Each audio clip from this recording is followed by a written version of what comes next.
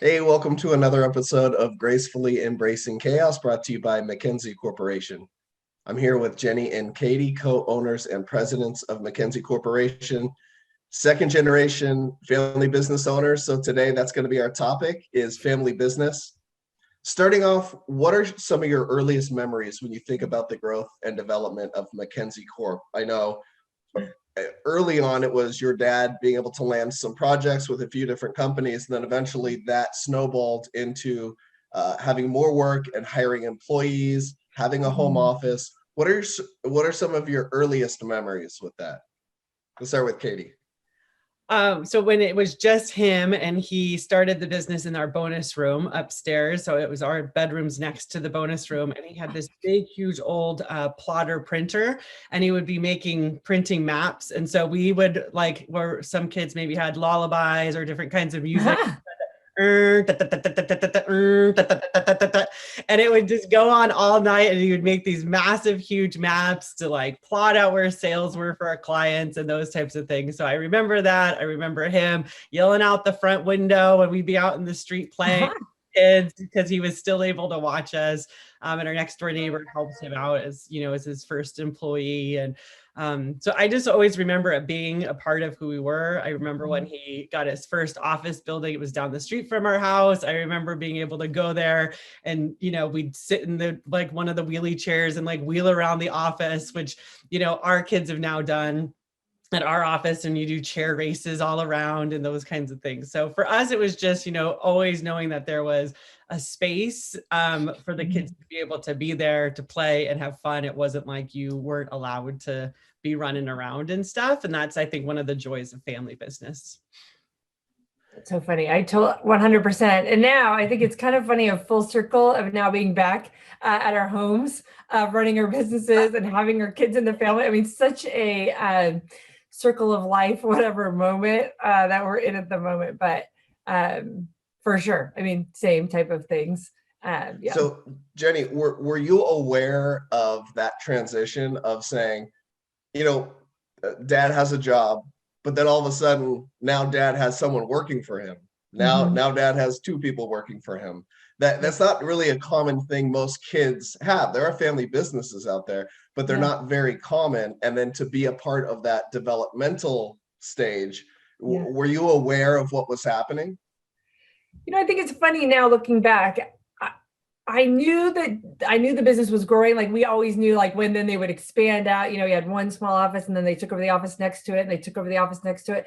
So we knew things were happening, but I think it's kind of like osmosis. I don't know if we knew in the moment exactly what was happening and why it was happening.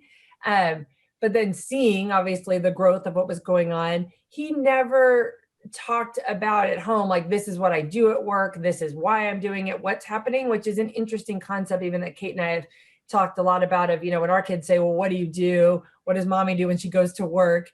I think even during this COVID time, when my youngest in kindergarten came to work with me one day at the office when we were all in lockdown. She said, well, what do you actually do? It looks like all you do is are on the phone with people. I'm like, well, yeah, no, that's what I do. And so it is interesting of starting to explain to them what it is we're doing at an age appropriate level, kindergarten, fourth grade, kids up to ninth grade.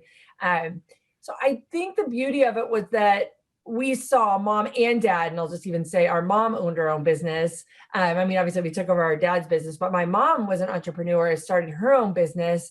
And so it was just, I don't know if we knew exactly what was happening, but we just knew that they had an idea, they had a dream, they worked really hard, they surrounded themselves with amazing teammates.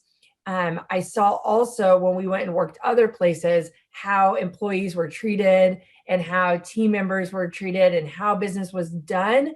And that's when I think it started clicking of saying, well, wait a second, I thought this is the way it is. This is what we grew up with, is our teammates and employees or staff, our family. They're treated a certain way. And so I think then once I was able to get out and see how else things were done, which I think is a really kind of on a side note, I think it's fantastic for anyone in a family business to get outside the family business, get outside experience, see the real world, and then decide and bring back what they like and don't like from outside. Then I think I started having a better appreciation for what was going on in the business. Yeah. So Jenny, Katie had mentioned the wheelie chair races Oh, and yeah. going to the office and Yeah. spinning, but from what I understand, it wasn't all fun and games. You guys were put to work Oh, yeah. as Yeah. kids. What were some of the things that you were doing? And was this like chores? Was it an obligation, or did you have fun doing it? I know, it's so funny. I guess thinking about, I mean, we grew up in Orange County, born and raised. So a lot of our friends worked at Wild Rivers, and had, at the lake, they, junior guards, did certain things in high school. We opened the mail, data entry, a lot of surveys in the 10 keypad. So, was it a chore? I don't necessarily think so. It was a job. Did I love it?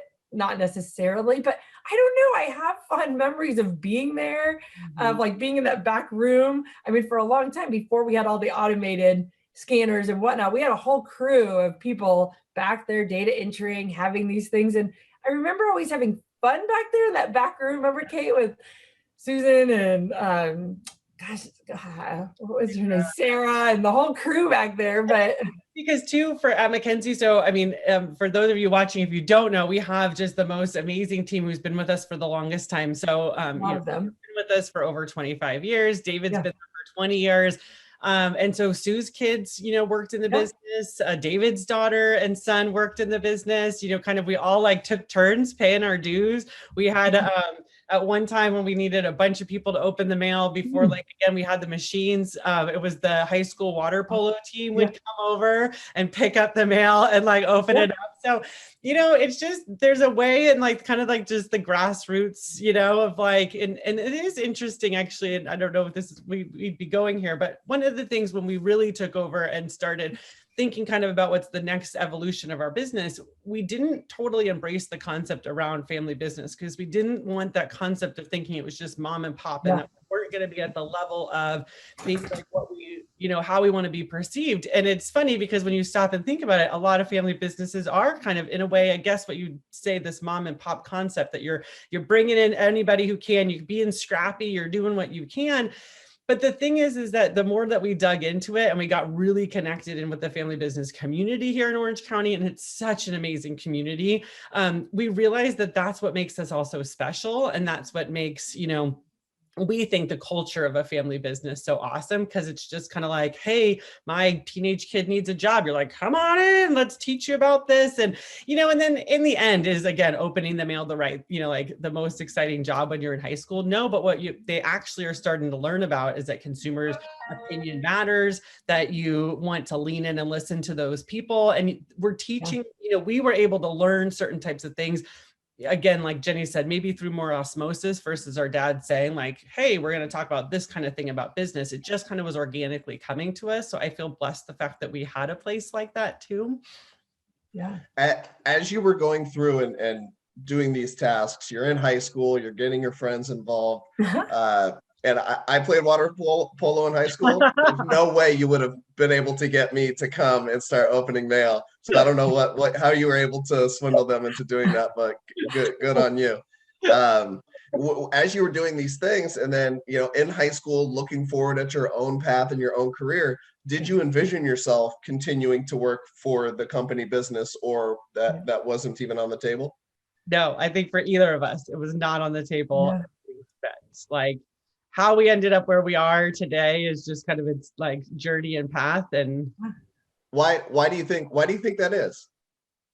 I went to school for sociology, really wanted to get more into social work and different, types of working with different juveniles having some different kinds of difficulties or different paths in life was really what I thought my calling in life was. And so for me, at least now, I feel that side of me through some of my volunteer and philanthropic type work because it's not a direct correlation now with the business.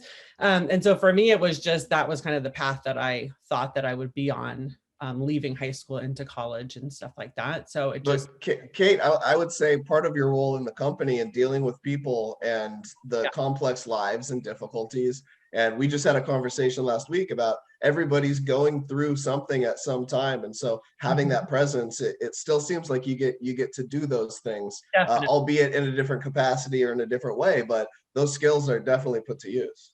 Yeah. Well, and I'd say too, I mean, I think that, which it's just funny of how kind of things come together, obviously. And so, and I majored in marketing, business administration, whatnot. So I was more on the creative side of things. But as we're coming back together, though, research and customer insights and getting into the philosophy or psychology about why people are doing things is what Katie is really good at. So it is interesting as we're coming together, we're not just looking at the numbers and what are the numbers saying, but there are people behind there, right? And what do they want? What do they desire? And I think that's what makes our company great and different, is that we're not just looking at, just the data, but we're looking at the holistic view of what we're doing. We're taking the DNA of where we started and evolving it based on, mine of around the creative side of marketing of how will these results be used, and then Kate's part of who are these actual people that we're talking to? What do they actually want? And that's now the beauty of the evolution, I think, of our business as we've been going forward. So I totally agree with that. I think when we were leaving high school and going into college and thinking about it, for me, I'm not the numbers. Like, I'm not a number person. You put too many numbers on a screen and I'm just going to just stop paying attention, because it's just, I need more the charts and graphs and being able to see it visually to tell the story.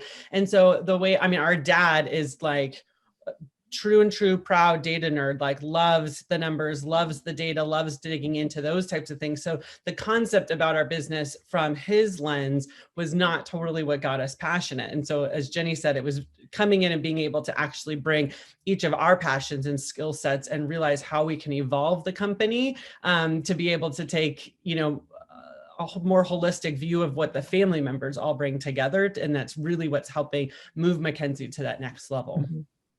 Yeah. So Jenny, you had touched on the importance of getting out and experiencing life and work outside of the family business. Yeah. You both have mentioned that there really was no interest at certain points in time in coming and working for the family business, yet here you are, and here you are co-owners. Jenny, can you talk a little bit about the transition of you're out working for a different company? What was the process or the decision making in coming back, and then not only coming back to work, but taking over ownership? Man, I think we're going to need a lot more time than this little bit. So we'll do the Cliff Notes. I say the Blinkist version of it. I think the big thing is obviously that we both went out and I work for, Home Depot and HSBC and some big companies. And I think that there's massive value in doing that. I mean, what I learned there and with the contacts and the people and amazing organizations. But as I think both Kate and I were starting to then kind of settle down and have families and figure out like, what do we want long-term? Where do we want to go? I think then we started having grown-up conversations also with Dad about what the business was, what it actually is, and really understanding the value prop that he was bringing, and having gone out and experienced the world, really seeing, oh my gosh, there is a massive need for your services, for your business. And there is a way of then growing and expanding what it is. So I don't know, I don't know if Kate and I sat down and said, hey, let's present Dad with a business plan. I think we also, in the end, that's what ended up happening, is us presenting a plan. We also are over planners and probably and try and get ahead of things. So, and probably just the nature of our business. But the more we started talking to people about coming back into the family business and truly coming in and taking over, we heard a lot of horror stories, I guess I'll say, of things, how things go wrong. And so we are very much of, well, I don't want to get to the point where it's going poorly. What can we do to make sure that doesn't happen? So we ended up hiring a family transition consultant and talking through the process of it makes sense. And then that's also, which we always talk about, but getting involved with the Center for Family Business and talking to, basically we did the services at MacKenzie, we went out and did stakeholder interviews with siblings, Tam and Lynn over at Advanced Beauty College and a bunch of other people that are family businesses, and say, how did it work? What worked? What was successes? What should we, whatever. So we went through, actually, I'd probably say the MacKenzie process as we went through. And then at the end of the day, we mapped out, what does a 5-10 year plan look like? How is the transition going to work? What roles will we have, knowing that we are twin sisters running a business? that we wanted to make sure. And I think one of the biggest things that I've heard is communicate, and then set clear expectations and roles. And so that's something that Kate and I really have worked through, is communicating along the way. And really, what is your lane, my lane? Where do we want this to be? And with Dad as well. I mean, that's a big part. Yeah. Cliff Now version of it. I transitioned. I was more actually in corporate meetings and events after college, so a different path than what I originally thought too. The business I was working for, we closed it down. And then it was, 2007, 2008, just kind of an interesting time in the economy and not 100% sure like where I wanted to go, what I wanted to do. And Dad needed an assistant for Trudy, who was his longest term employee. She retired last year after 31 years, but Trudy needed an assistant. And so I came in basically as a lackey. That's the other thing too. We we grew up in the business, and there's a lot of, there's value in that, right? So we did the opening the mail and the data entry and those kinds of things. I came as a file clerk at basically, in 2007, 2008, and, then took over as we grew that department, became then a manager of my own programs there, and then continued to move up. And that really was helpful also, because then we were living in it and like being able to see where process maybe needed to be improved, how we could add more structure for scale and those types of things. So that when we got to the spot, as Jenny said, saying, hey, listen, we really think there's something here. But that was also because we were then living in it and feeling it and really seeing where we could continue to be adding additional value that maybe the organization wasn't offering when we first came in, just expanding what that value add looks like. So that's kind of, where I went, how I eventually got back in, and then through different conversations and really realizing the value of what we have and the opportunity that we have. I mean, we're extremely grateful every day for the opportunity to be leading an organization that's been around for 35 years and being able to build on the legacy our dad, has built. So that's a good transition. I've got one more question for you, is that you both have families, kids at varying ages. I would have to imagine that you've thought about what it would be like to pass the MacKenzie baton onto a third generation family business ownership. That said, it's a delicate topic because you don't want to introduce it too early or pressure your kids or make them feel like they have to do something that they might not want to do or might not have interest in doing. How have your experiences growing up in the family business, venturing out, having jobs elsewhere, coming back, and then taking over, how has that shaped your approach to how you'd handle possibly introducing the idea of third generation family business ownership to your kids? And have they shown any interest in that? 8 years or a little older? I'm a little older. So I have a 14 or a 9th grader and a 10-year-old 5th grader, and Jen's are a little bit younger than that. So, one day I was out at a business networking meeting and I went to get my business card to give it over to somebody that I had just met. And I realized that my daughter had gone through all my business cards and crossed my name off and added hers. And so I think that it's kind of ingrained in them already that there's an opportunity for that.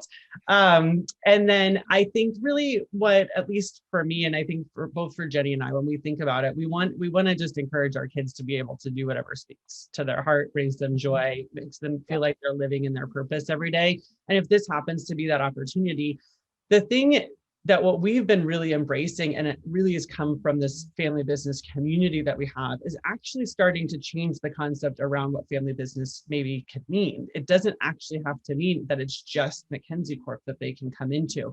And so a lot of family businesses, they eventually kind of create the family office, and that actually then you can do some seed funding to be able to help them help the next generation fund ideas that really is more speaking to them. And it's all underneath the umbrella of the family office, or I like to say building our empire. And so it doesn't per se maybe have to be. So how do we actually create and encourage that concept around entrepreneurship and business ownership and having an opportunity and leading into being able to say, how do you want to make your mark in the world? And then how can we as a family office help support that? And that's a different concept than, I guess, even maybe from first generation to second generations, when it's kind of like, this is the business and you're going to take this business to the next generation. And so for us, it's kind of saying, how can this evolve? What are some different side things that we can do if this doesn't, if MacKenzie and what MacKenzie is today doesn't speak to them, either will they come in and shape it to be kind of the next evolution of it, or how can we help support them? So it's more around that kind of concept, I think, is what we think a lot about. And so it's not, again, anchoring them to a product or service that we offer today. 100%. I mean, I think that's it. I mean, if we think right now, like in 5 years from now, the number of jobs that are not going to be the exact same and the number of things that are not going to be the exact same. So if I'm trying to groom them to have my exact job, in however many years, my kindergartner, that doesn't make any sense. What I am hoping during this time is that we're showing them, obviously, that their moms are, running and leading businesses, that we're following our dreams, that we're evolving businesses. I want to teach them about entrepreneurship. I want to get them engaged in having the conversation that they can do what they want to do. And if they become a part of this, but 100% with that family office, as opposed to just MacKenzie, I think that we were blessed that Dad told us, and that we were able to go out, experience other things, and realize there's a whole world out there that, MacKenzie is fantastic and it's amazing and we love it. But even for us, like, what else is out there that we want our girls to do? What's that? I said there's some big ideas on the horizon. Oh, well, yes. Yeah. So before we get to the next generation, what are we doing? Where are we taking this? But that empire is looking more and more exciting. I think the biggest thing is, what's the legacy that we want to leave for our girls and for our family, and however that can support them is what's really exciting. So yeah, I think it's a good on that cliffhanger. No, that's great. Thank you both so much.